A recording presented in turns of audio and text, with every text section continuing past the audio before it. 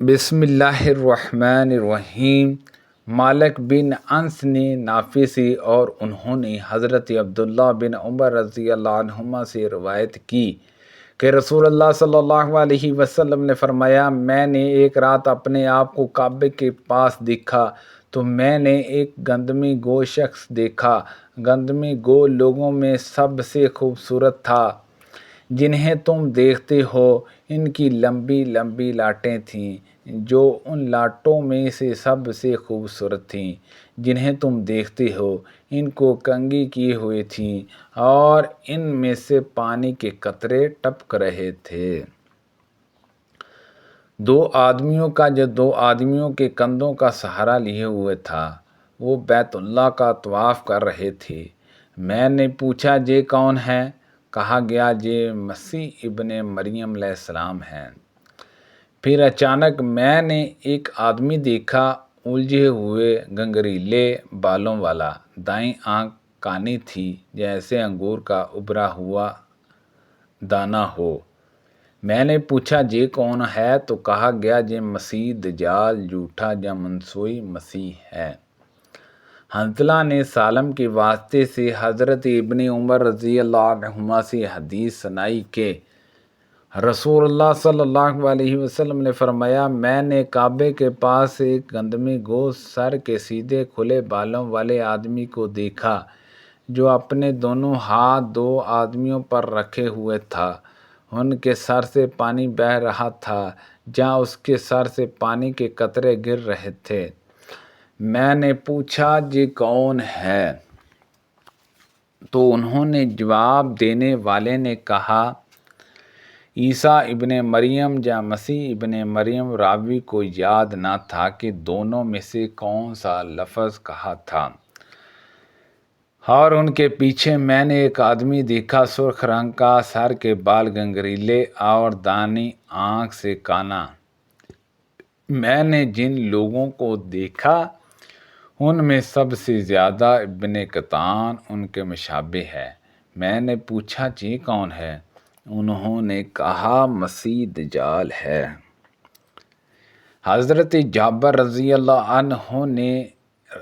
حضرت جابر بن عبداللہ رضی اللہ عنہما سے روایت ہے کہ رسول اللہ صلی اللہ علیہ وسلم نے فرمایا، جب قریش نے مجھے جھٹلایا تو میں حجر حتیم میں کھڑا ہو گیا۔ اللہ تعالیٰ نے بیت المقدس میرے سامنے اچھی طرح نمایاں کر دیا اور میں نے اسے دیکھ کر اس کی نشانیاں ان کو بتانی شروع کر دی۔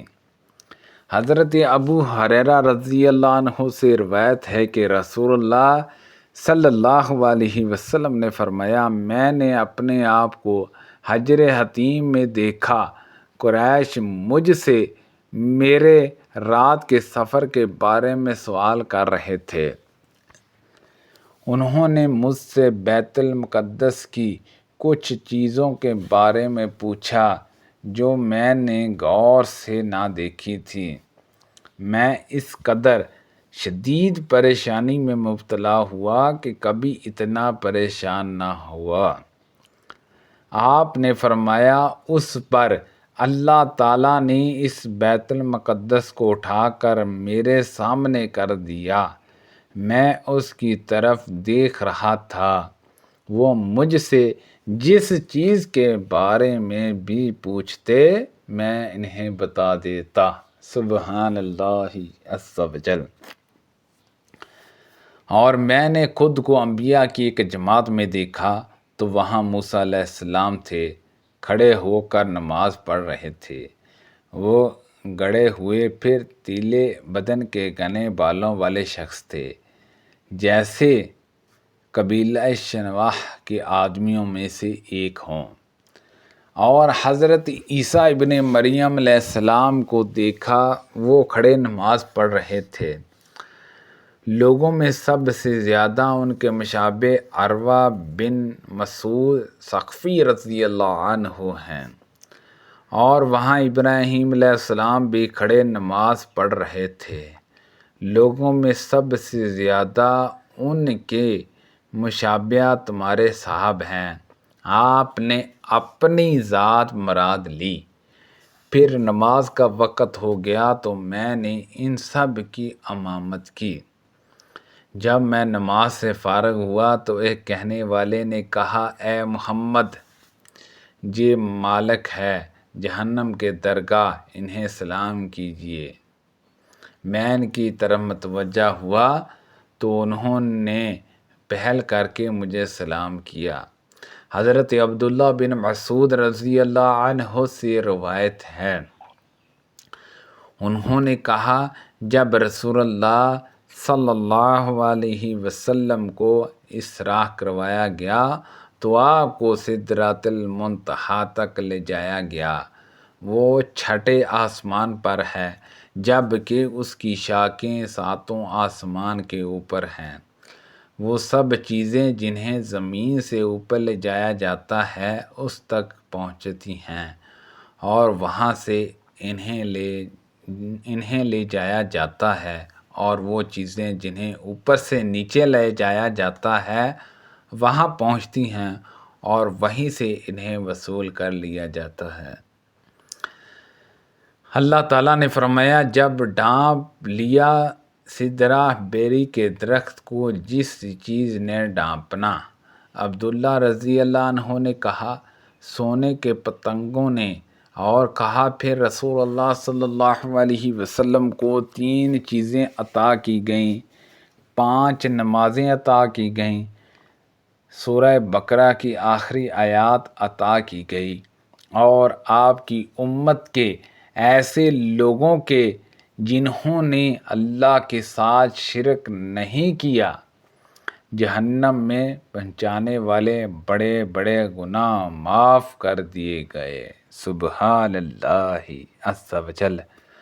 عبید بن عوام نے کہا، ہمیں شیبانی نے خبر دی، انہوں نے کہا، میں نے زرع بن حبش سے اللہ تعالیٰ کے اس فرمان کے بارے میں سوال کیا۔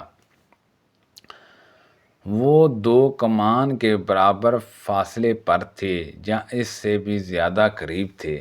زرع نے کہا، مجھے عبداللہ بن مسعود رضی اللہ عنہ نے خبر دی کہ رسول اللہ صلی اللہ علیہ وسلم نے جبرائیل علیہ السلام کو دیکھا، ان کے 600 پر تھے۔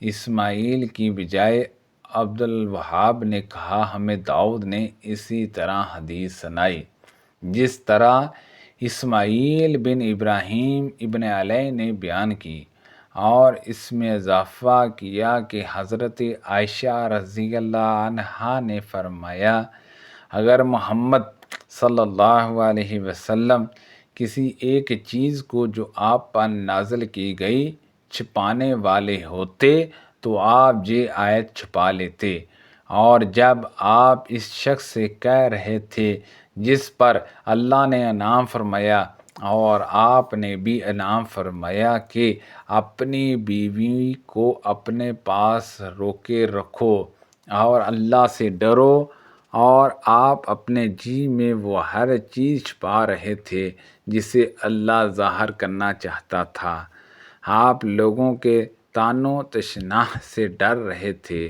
حالانکہ اللہ ہی سب سے زیادہ حقدار ہے کہ آپ اس سے ڈریں۔ سبحان اللہ عز و جل۔ اللہ پاک سے دعا ہے کہ اللہ پاک ان حدیثوں پر عمل کرنے کی توفیق عطا فرمائے۔ کو پڑھنے میں غلطی کوتاہی ہو گئی ہو، اللہ پاک معاف فرمائے۔ اللہ پاک ہم سب کو صحت و تندرستی عطا فرمائے۔ کو پڑھنے میں غلطی کوتاہی ہو گئی ہو، اللہ پاک معاف فرمائے۔ آمین بجاہ النبی الامین صلی اللہ علیہ وسلم۔